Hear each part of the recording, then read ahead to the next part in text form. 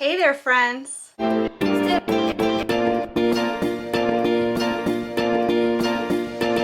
My name is Desiree, aka Mama Friendly, and I'm trying something a little different this year when it comes to our homeschooling. All of the main information is going to be found in the very first video of this series, which I'll link up here in case you've missed it.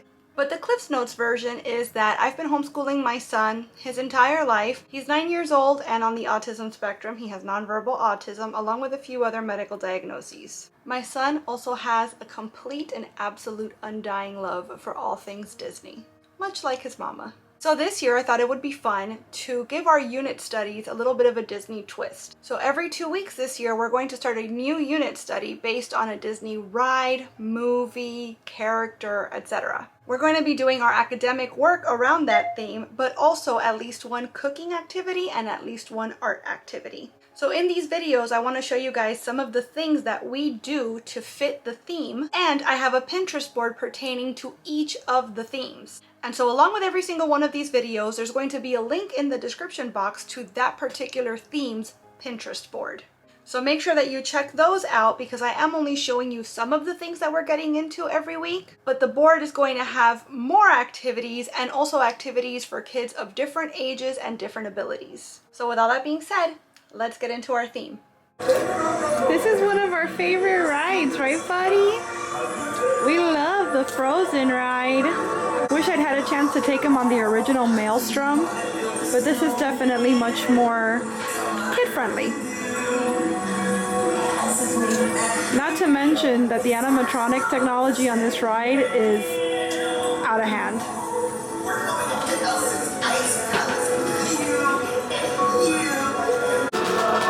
The way that they use the screens along with the robots just adds so much depth to their emoting. It's so cool. No flash photography on the rides, guys.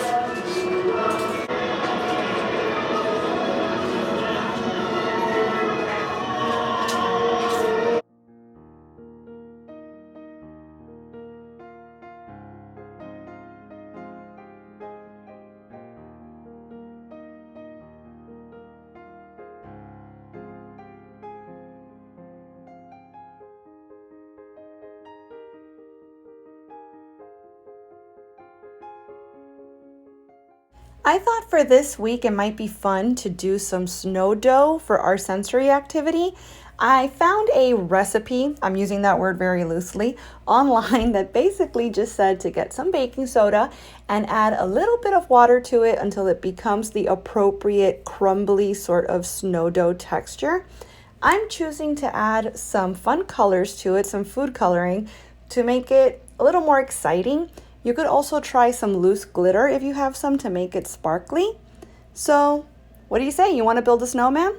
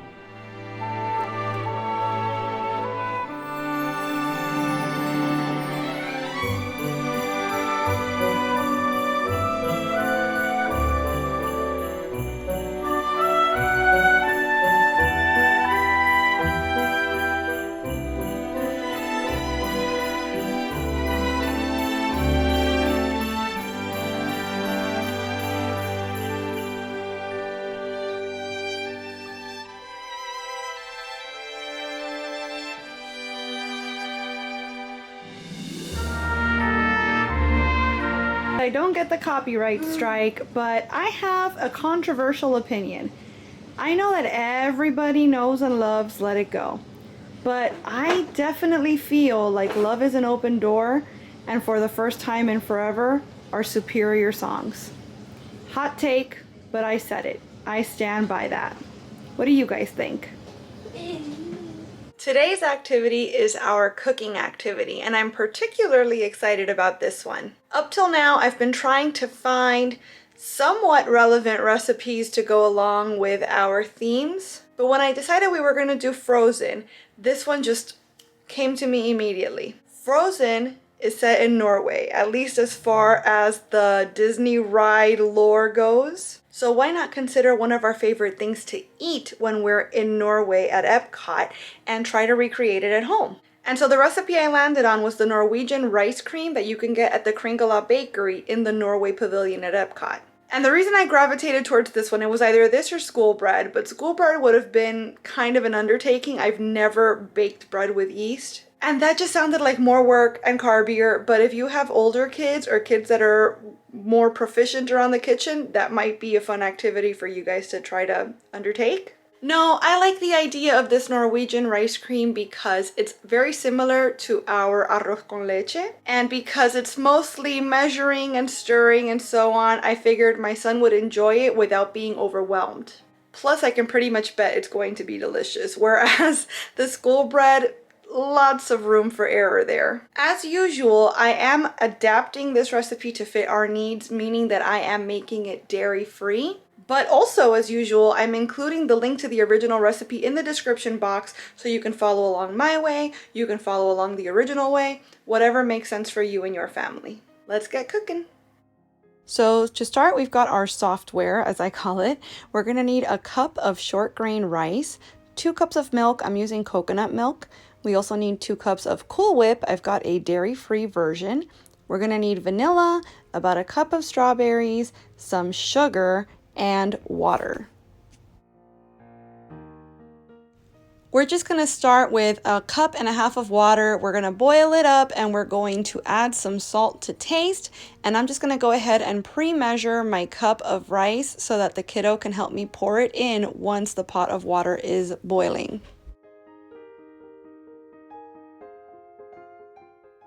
We have a boil. Now it's time to add this. Can you put that in there? Whoa, good work. So now that the rice is in the pot, I'm dropping the heat down to medium-low. I'm going to give it a stir, and you're supposed to let the rice cook for about 15 minutes or until all the water is absorbed. I believe we ended up cooking it for about 20. So once the water's been absorbed, you're gonna add 2 cups of milk. I had a 15-ounce can of coconut milk, so that's what I used. And you're gonna stir that in and simmer it for about another 20 minutes or until all of that liquid has been absorbed. The rice, when it's finished, should stick together, be a little bit clumpy, but you should still be able to easily stir it.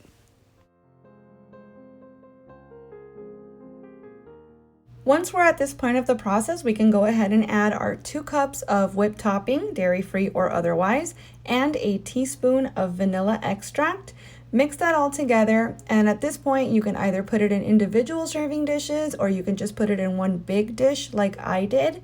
Refrigerate it until chilled, and when you're ready to serve, you can go on to the next step, which is making our strawberry sauce for the top.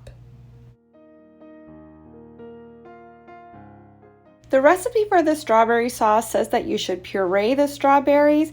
I prefer a chunkier sauce, so I just cut the green bits off and then cut them into kind of coarse pieces. You're also going to need a half cup of sugar and a 1/4 cup of water. And all you're going to do is add all of these things to a saucepan and simmer it on medium-low until it's been thickened up and it's kind of syrupy.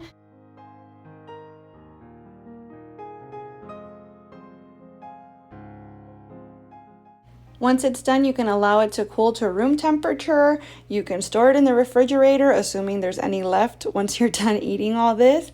And I just thought it was absolutely delicious.